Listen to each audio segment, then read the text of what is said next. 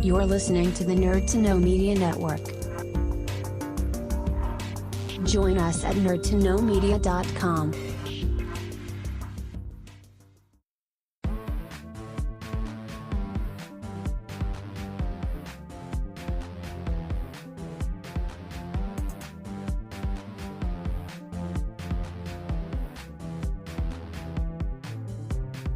Hello, and welcome to another episode of Doing It for the Exposure, the show that has a fabulous sparkly cherry on top.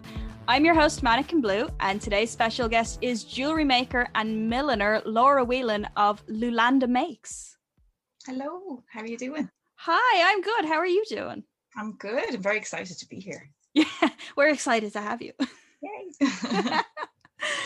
So, why don't you tell us a little bit about what you do, because I don't think we've had a jewelry maker or a milliner on the show before, and you do both. I do, sure. So I have two extremes with my jewelry making. The tinier the beads and the more fine work I can do, the better. And then with my headpieces, the bigger the better. So I quite like that there's the two extremes, that I can sit with my tiny tray of beads and then make a giant headdress.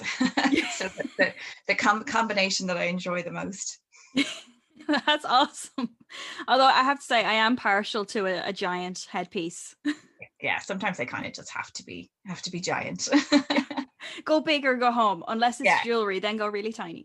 That is literally what I live by. If I want the beads to be the size of grains of sand, and I want the hats to be seen from space. That's so cool. So how did you get into that then? So with the jewelry is kind of my first love. I think I'm the same as, from what I can hear, a lot of your lovely guests are obsessed with crafts since birth. So I joined that club as well, of always having loved art and crafts and loved trying different things. But then I think I was like 8 when I discovered jewelry making. And it was my mum's friend gave me a plastic box of butter.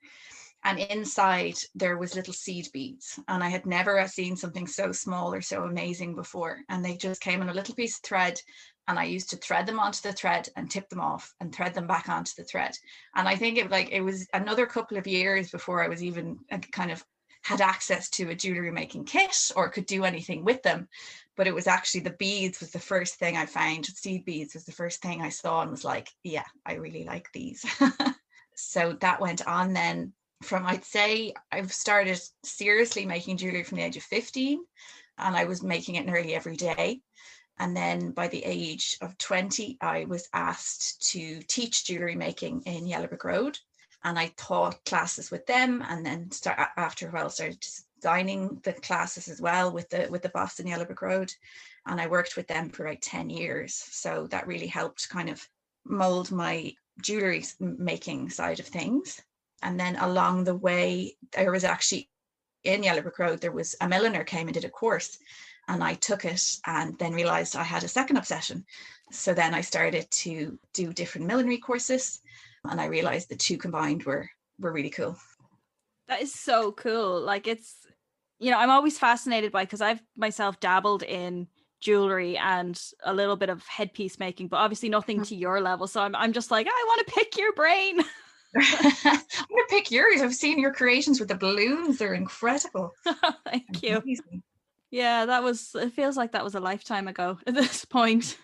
Oh, it was one of the new generation camera clubs shoots that she just walked out with these entire dresses made of balloons. It's just like, oh my God, I love this girl. It was so cool. Thank you, but I don't want to talk too much about me, because this is your show. So you've been teaching classes, which is so cool. So yeah, I loved the teaching, and I'm a big nerd. I'm obsessed with jewelry history as well. So I really love researching into the history of jewelry and beads and just art history and stuff like that. So being able to combine that in then, not only with my teaching, but in my designs, was always something that really interested me. And so the teaching's amazing as well, of inspiring you even more. That I would find that I'd get home at like 10 at night from teaching evening classes and just want to make more things and just design more things. So it's it's something I really do love doing. And so it was, for a long time, it was mainly the jewellery making. And I kind of had my own business with that, and then was working for Yelbick Road and teaching. And I even got to teach in the knitting stitching show, which was very exciting because that's something I've gone to all my life with my mum. My mum is very artistic and crafty as well. So we've always done the trip once a year to the knitting and stitching show. So to be teaching at that was really exciting. And then slowly then I started to do more of the millinery as well. And I realized that the two work obviously very well together. And I did different courses and trained with different people in the millinery. And then I actually got the opportunity to go over and do a summer course in St. Martin's College, which was just like so exciting. St. Martin's College was always like the pinnacle in my head. I there's lots of wonderful places out there, but just in my head, that was kind of a dream of mine to always, go to St. Martin's College. So it was a short course, but it was really, really special to go over. And I also got some funding from the Craft Council to do that. So that felt really, really nice, and just something that was very special to do. So that was a lot of fun. And that was like literally every day you'd be working for hours and hours and hours just on different types of hats, different techniques. And they really rammed it in. You learned an awful lot in a short period of time. So that was great. And then I'd literally every night I had to be kicked out of the college that they have, like the library. You're allowed to use the library as a summer student. And I would just sit in there with all these incredible, like the 1920s and 30s Vogues and these fashion books, and just the kind of things you only dream of. And just to be able to have access to that alone, like apart from the course, was just an amazing experience. So I think that really helped further me in kind of the millinery side of things, and really just showed that obsession wasn't going anywhere. Yeah, it seems like you really eat, sleep, and breathe. Yeah, definitely very obsessive.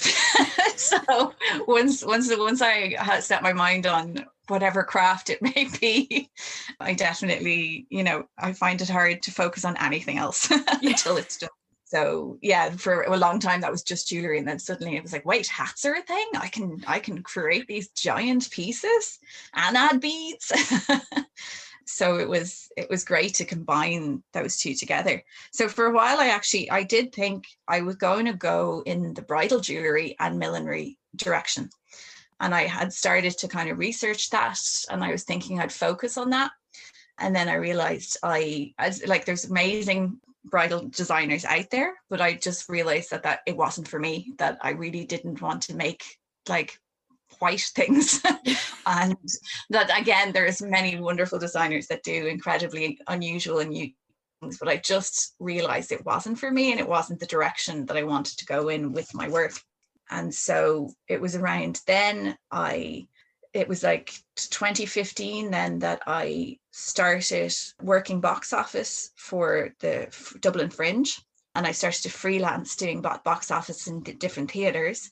That was the year I also started doing burlesque myself. And so it was just this amazing being thrown into, just immersed in the arts in Dublin. So I'd always been very interested, and I'd always gone to a lot of shows. I've had a lot of friends involved in the arts. But suddenly my day job and my hobby and what I was doing in the evenings was just this one thing. It was just going to shows. It was just suddenly I was learning how to dance and perform, but then I was because I worked for Fringe, I got to go and see a lot of shows as well. And it really, at that point, I realized it was the bigger pieces for show that was really what excited me and what I really wanted to focus on. So I had done pieces, I had done hats for shows and things before, and I'd made jewelry for different performers, but that was the year that it really suddenly clicked that this is the direction I want to go. I want the hats to be bigger and bigger. And it was great. Once that clicked, it just was lovely to have a direction that I knew I wanted to go in and I wanted to focus on. Yeah, that sounds amazing. But you said you do custom orders as well, like for performers. Yes. So that's what really excites me. That's what I love. That's what really brought me, because I was thinking custom orders. I really enjoy it. That's why I was thinking bridal. But then suddenly I started to do more and more work for performers and for producers. And they literally come to you with these amazing, like, mad idea. And they're just like, make something that ties in with this theme or this idea or this character.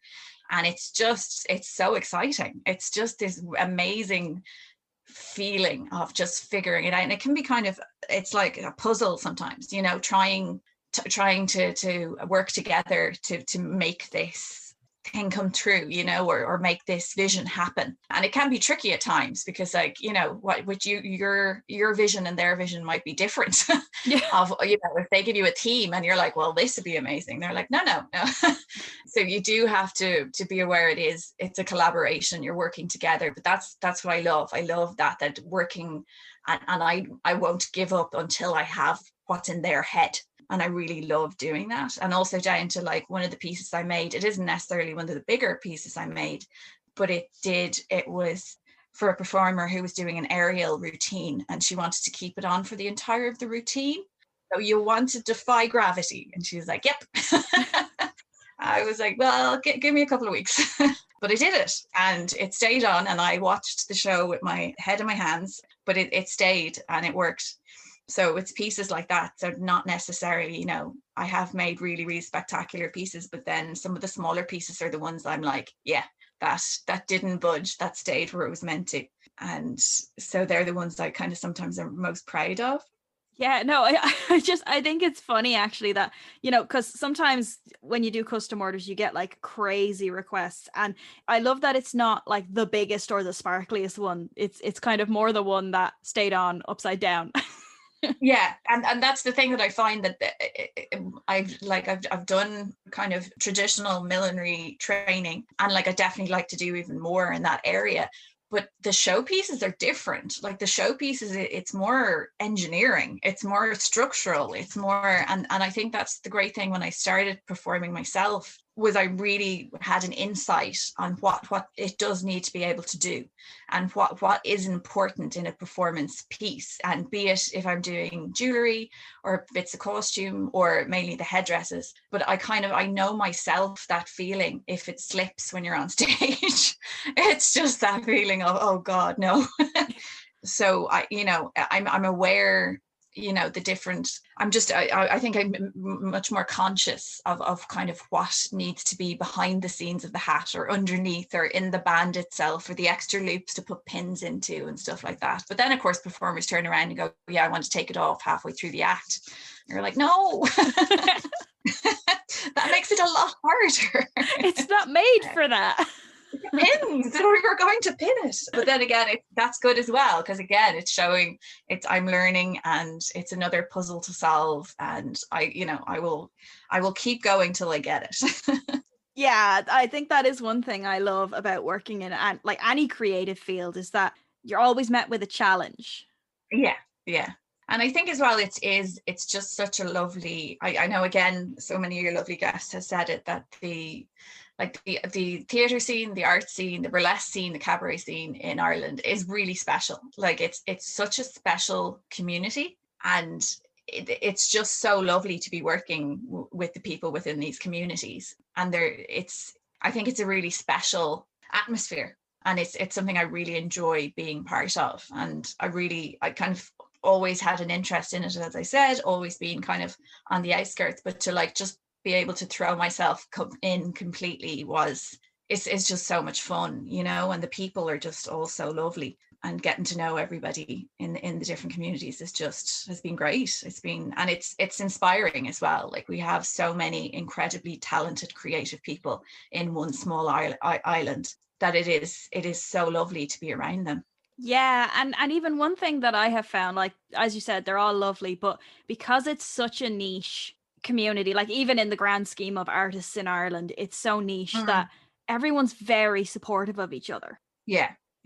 It's a lovely feeling to be brought into this. It's a really sense of kind of, yeah, it's just a community, and it is that everyone's kind of very welcoming. But I just love that everyone does such different things as well, you know, like it is even people that are performing in the same shows or, you know, doing kind of similar things, you can become coming at it from completely different angles. Like it's just the concepts people come up with and the ideas and the shows, and it's amazing. Oh yeah, absolutely. And that's one of the things I love about, like, even with collaboration with other people, because they think differently. They can bring something else to the table, which is, and it just makes it better. Yeah, it is. But that's the thing with some of the pieces, you come up with things that you wouldn't have come up with necessarily on your own, you know. And it is that challenge or just trying to see see it from their point of view can really help you then as an artist. Like it really strengthens your practice to be working with other people and kind of coming about things in a different angle. So yeah, it's always something I've always really enjoyed doing, the custom orders, but I think the kind of performer side of things, it just brings it to a whole other level. Yeah, absolutely. And I think one of the nice things as well is the fact that, you know, because you're the maker, but you're also the performer, you can kind of advertise your own creations. Yeah, it is. I have to say, I have really enjoyed, like, since I started doing burlesque, that it was suddenly like, oh wait, I can come up with like an entire theme, and then the hat, and then like the costume, and then the jewelry. I just have to be careful because I do tend to, like, I start with the theme and then the hat, and then I go on to the dancing, which is not necessarily normally how it's done. So I'm like, it's going to be a giant hat going to light up. I'm going to do this. The costume's going to be this. And I was like, what about the rest of the act? I'm like, yep, going to work on that. So it definitely, I'm coming at it from a designer's point of view. So which is funny sometimes. Well, yeah, but I don't think that's necessarily a bad thing because, like, first of all, you're leading with your strengths. And secondly, as well, if you know that if you have a giant headpiece and it's already made and you have it and that's it, you kind of know what you can and can't do dance wise with it. Yes. Whereas Exactly. some other people, they do the dance part first and then they have to tweak the costume to fit around that, which is also not necessarily a bad thing. It's no, but just it is. Yeah. It's a different way of thinking. Yeah. I think that's it, that everyone has their own way of going about, you know, any design really, you know, if you're designing an act or a performance or a piece, everyone has their own design process. And I think I'm for the most part self-taught, done lots of different courses and training, but I didn't go to art college or anything like that. So I feel like I come at things in an odd way. Unique. I'll say unique way. Yeah, it's your way of doing things. That's not necessarily bad. It's just the way you do things and it works for you. Yeah. But yeah, it is. I like the two combined. So I was actually going to focus on like the performers' headdresses and the custom orders. Just like last year, the year before, I was like, I think for a while I'm going to really focus on this. And then things happened. we all had to take a little break. So I decided then, which in a way, it was nice that I could come back then to the jewellery. So even though, as I said, always my first love, I've never stopped making jewellery. I've been making jewellery all along. I did, I was focusing quite a bit on the costumes and the headdresses side of things. And then suddenly it was back to jewellery. And I'm really enjoying going back to that as well. So having kind of the more balance between the two, which I think is nice. So it has brought me back to my jewellery roots. Yeah, it's always nice to go back to the roots, I think. Yeah. And especially with things like, this is one of the things that I've been saying about COVID and lockdown is that, like, yes, it's horrible, it's awful, it's ruined everything, but it's also kind of given us a chance to reevaluate things a bit, stop doing the things we weren't happy doing and focus more on the things we enjoy. Yeah. I think it really has. And I think that was the thing I was doing. Like I was enjoying all the work I've been doing. I really enjoyed it. Like I had continued working the box office work. Then I was working in the ARC, which is the Children's Cultural Centre, which I adore. Just bringing culture to tiny children is like everything I love. So that's another job I really love. But then I would be doing freelance events. And like there was one year, I think it was 2 years ago on Halloween, I think I'd 5 jobs in one weekend, including I was performing, doing box office, teaching, and working in the Arc, and there was something else as well. And it was just it's a lot. Yeah. As much as I was, these are all things I'm interested in. It's still in the area, you know, it's still all in the arts, something I really love. And it was, the teaching was in there, the performing was in there. It was just suddenly nice to be able to just focus on one thing at a time. Yeah. Because like you can love something and still have it be too much. Yeah. I think five jobs one weekend is a bit much. I know I kind of all freelancers, it's just kind of the standard, but even at that, I think that was a bit much. Yeah, no, I don't blame you. I feel that pain, you know, being a performer and a entertainer and all that. Like it's hard going. Yeah. So yeah, when you're just trying to, and I think as well, it's kind of good to focus, kind of slow down slightly. I'm saying this like it's a new thing, but I guess it is for me. The fact to do like slowing down and focusing on one thing. It's like, sounds like a cliche, but it's like, it's something I'm like, oh yeah, that's a good idea. Yeah, not running around with my hair on fire. Let's try this. Yeah. Weird. But saying that, I still am, you know, I'm making hats and kind of doing little photo shoots and stuff for myself at home. So I'm just kind of giving myself a theme and then making stuff to that theme. So I'm kind of setting myself deadlines, even though I don't have them. But that's obviously for fun. So Yeah, well, I think that's a good way to look at things as well. Is it was something that somebody said on the show before. I can't remember exactly who it was, but they said if you stay ready, you don't have to get ready. Yeah. So it's kind of like if you're setting yourself deadlines and you're working to them and everything, it's, you know, once your commissions start coming back and your custom orders, you're going to be like set. You're going to know exactly, you know, how much time you need to put into things and work to it. And it's not going to be foreign to you. Yeah, definitely. And just trying, I've got a few new kind of materials I haven't worked with before, and I'm like, yay. This is exciting. As if I need more craft supplies. But you can never have too many craft supplies. I think the thing with the headdresses as well was the beads, you know, you buy the beads, and sometimes I would get like a try and buy vintage beads or reuse them. But with the headdresses, like I will use anything from around the house. Like it's just suddenly the shapes you're trying to get and what you're trying to do is so different that like I do find myself wandering around just putting things up to my head and just staring in the mirror, maybe like, would that be a hat? So it's an odd thing, especially if I'm in a shop. I've started realizing I have to stop myself doing that now, because I genuinely will be wandering around Pennies or something, or like a secondhand store or a charity shop, and just be putting things on my head. People don't understand what you're doing. They don't need to understand. It's okay.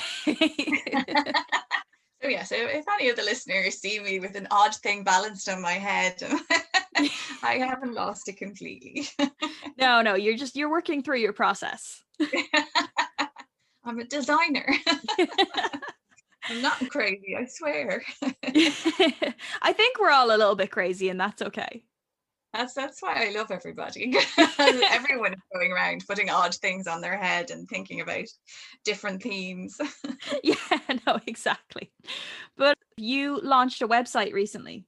I did. So as I said, during the last year or so, I've been focusing more back in on the jewellery, and I finally made my own website. So it's something I've been wanting to do for so many years and just never really got around to it. And so it's lulandamakes.com, and it has a selection of ready-to-wear jewellery. And then as well as that, I will be doing custom orders through that as well, for both jewellery and for the hats.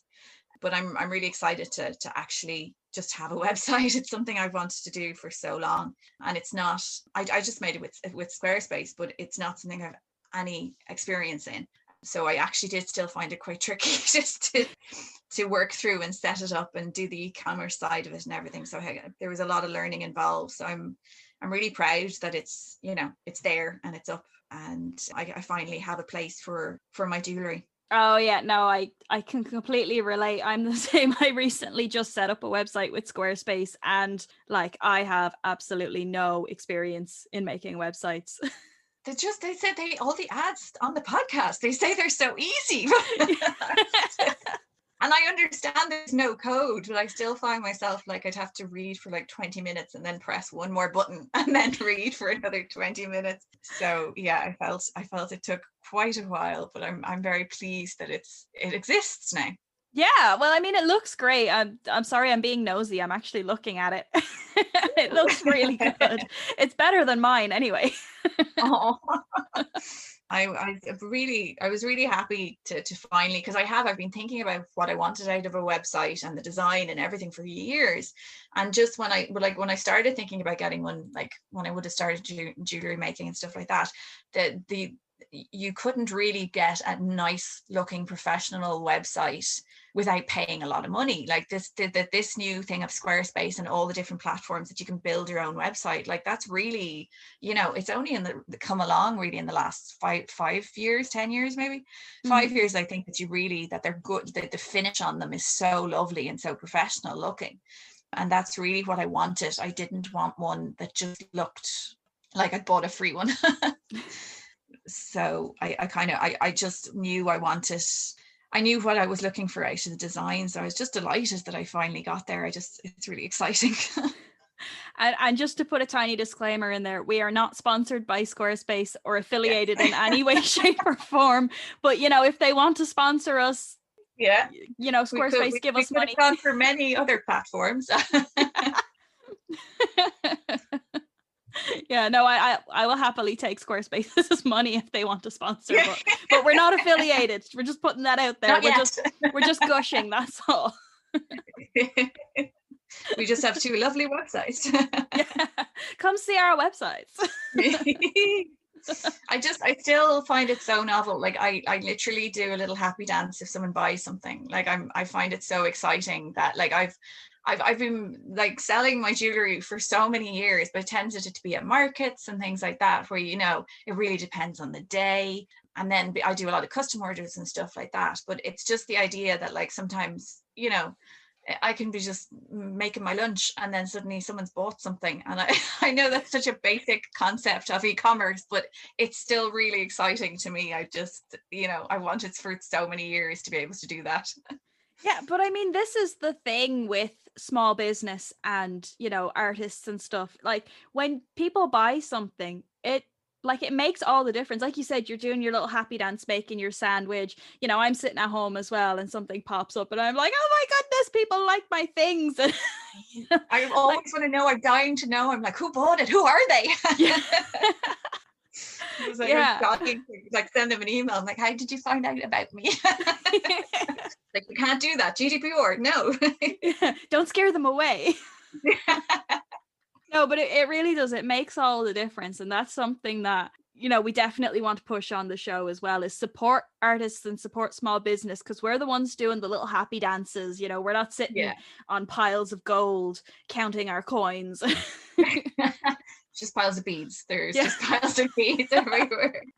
Just like a dragon hoarding your beads. Oh, that'd be good.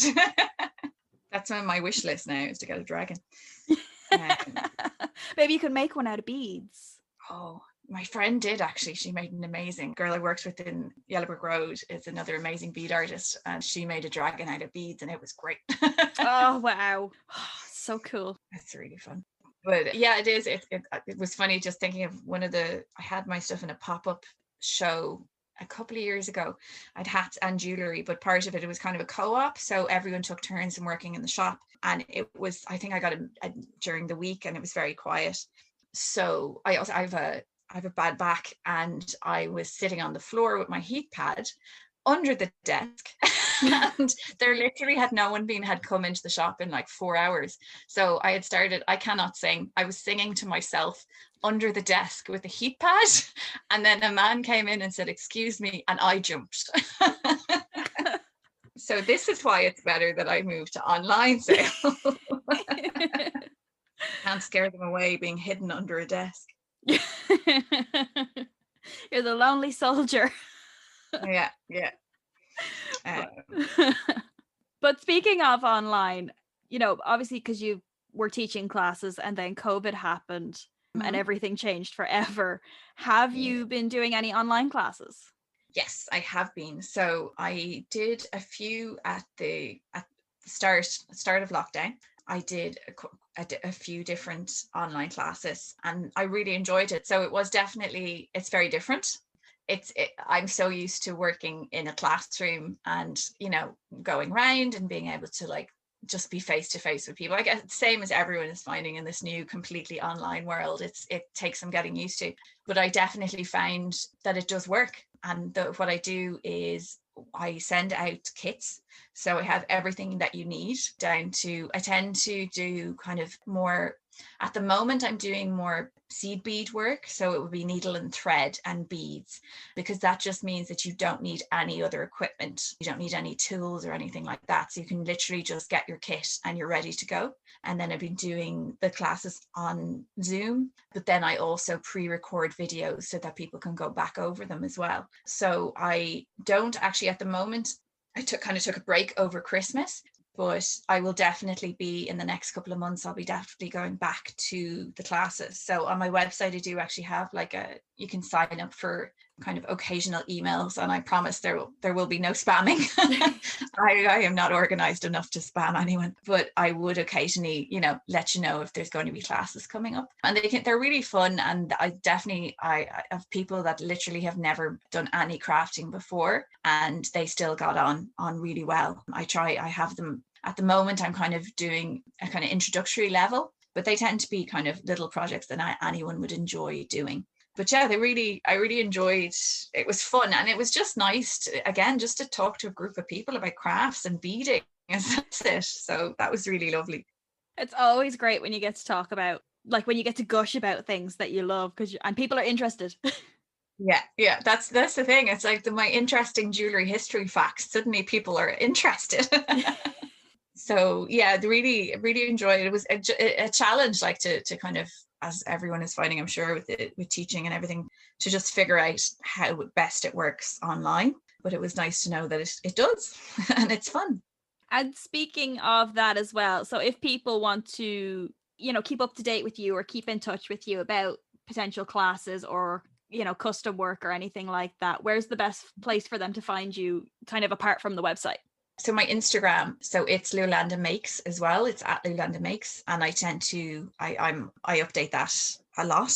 I am also on TikTok, but that's a work in progress. I'm definitely, my obsession over lockdown was getting obsessed with TikTok. But yeah, I occasionally put stuff up in there, but I think Instagram is more, I know what I'm doing on Instagram a bit more. Instagram is familiar and it's nice and it's safe. Yeah, it's friendly. I feel it's more age appropriate.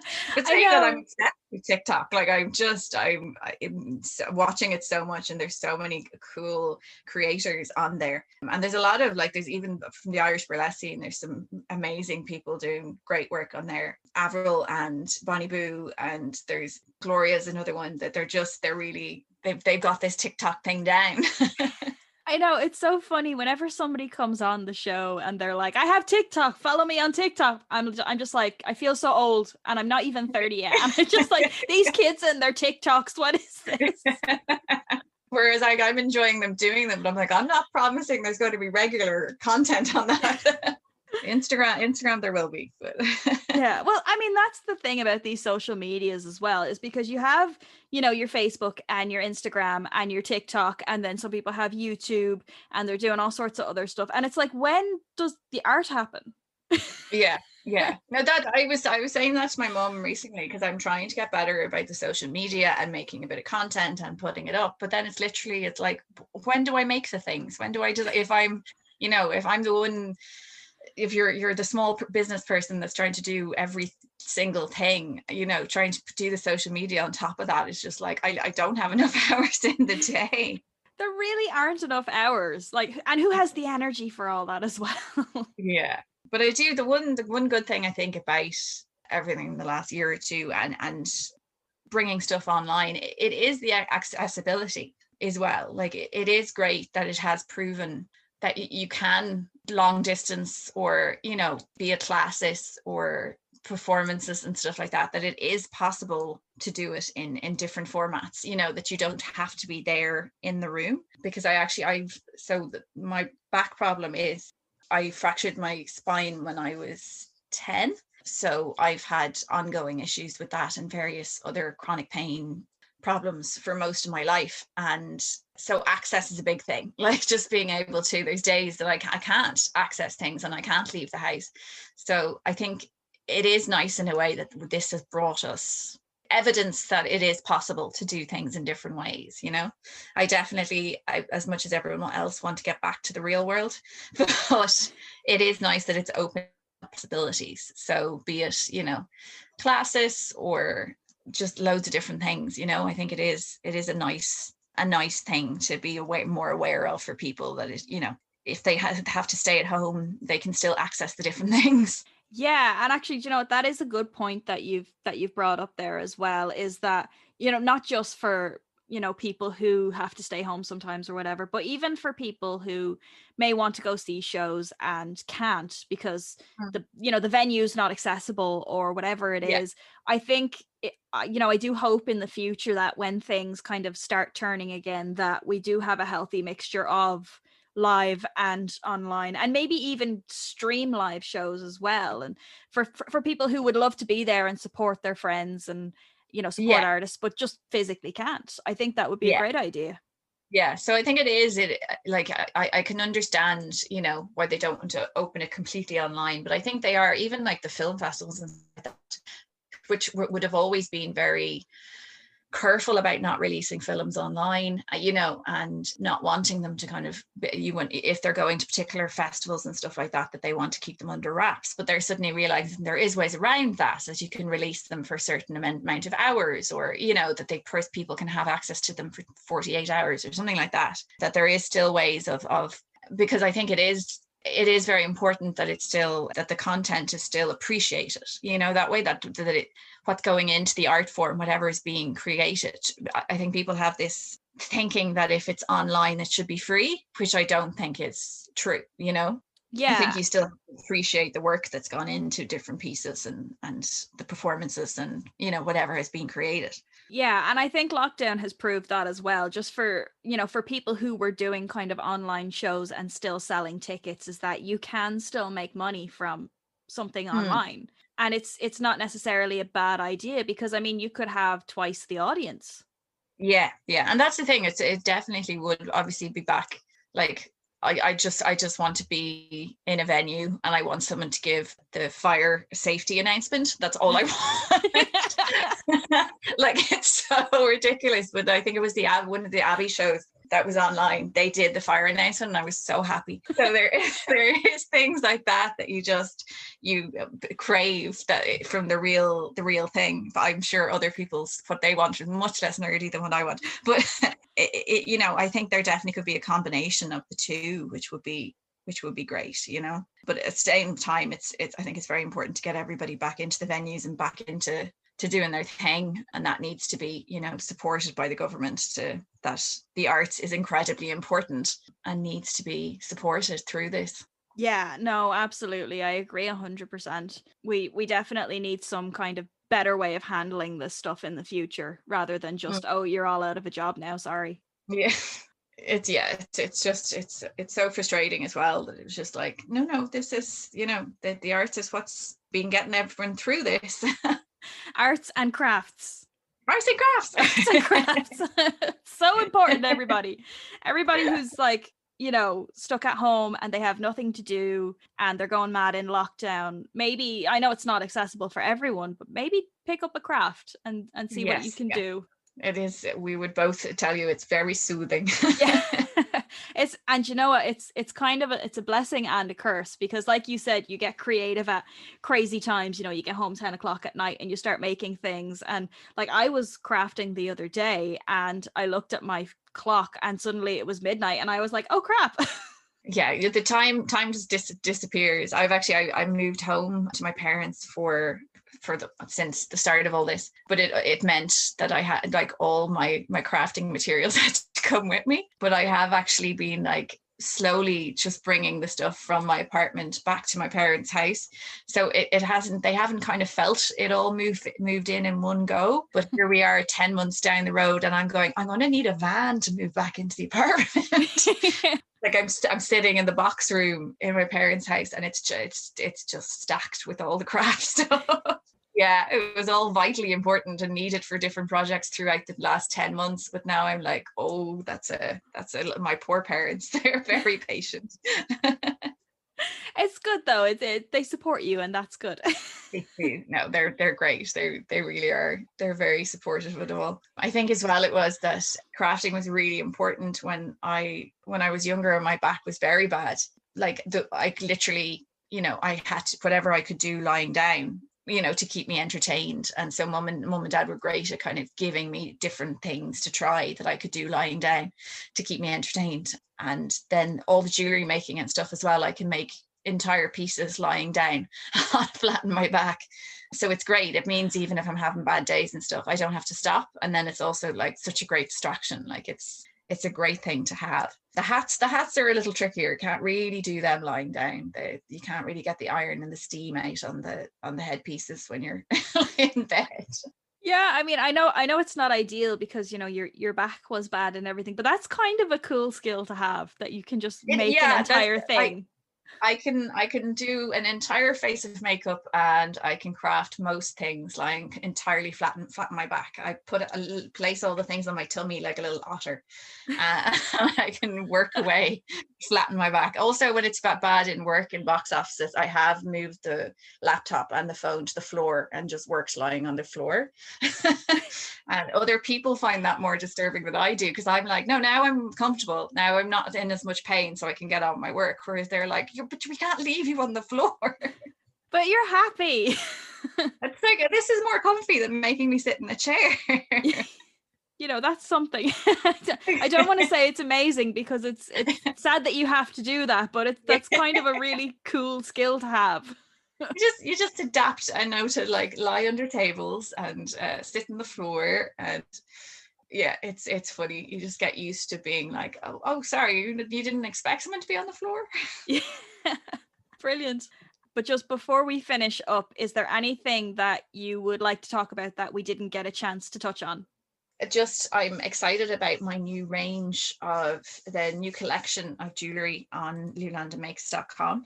So it's called Spellbound, and Spellbound the theme is like kind of magical and love and self-love. And I'm working with a lot of rose quartz and different gemstones, and then lots of sparkles. But there are plainer pieces as well. But the common theme is just kind of magic and love and healing. And I've worked that into this new collection of jewellery. And I'm just really enjoying working on it and designing it, and then also popping it up on the new website. So if anyone would like to have a little look at that. And then with the custom orders, I'm still very much open to and excited if anyone wanted any custom things or mad hats or want to hang upside down. Let me know. Yeah, and I'm not gonna lie, I'm still sneaking around your website, and it's all so pretty. I do like sparkly things. They're so purple. Yeah, the new range of the Spellbound range is a lot of in it. It didn't start out like that, but it's now just kind of it is with purple's one of my favorite colors, and it's one of those things where I'm always trying to design outside my favorite colors, and I'm trying to make things for that everyone will like. And especially with the kind of ready to wear collection of jewelry, you kind of want to make sure there's something for everyone.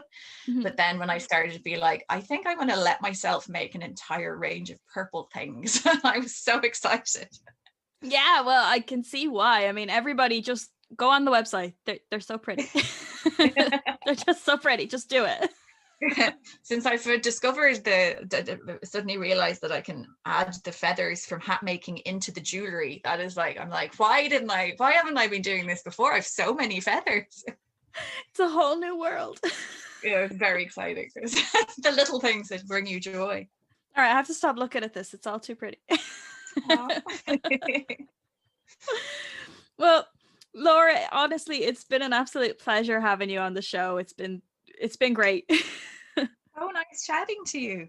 Yeah, no, definitely. And we're so glad that you were able to take the time and talk to us, and we'll be definitely following you and sharing all your social medias and stalking your website a bit.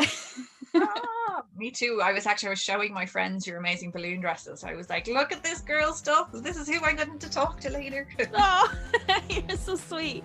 Oh, I miss balloons. Oh, they were so cool. If you enjoyed this episode of Doing It for the Exposure and would like to hear more in the future, make sure to follow us on Facebook, Instagram, and Twitter at DIFTE Podcast. You can also check out our stream on nerdtoknowmedia.com. We stream bi-weekly on Spotify, SoundCloud, and YouTube. Thank you so much for listening. Thank you for listening to a Nerd to Know Media production.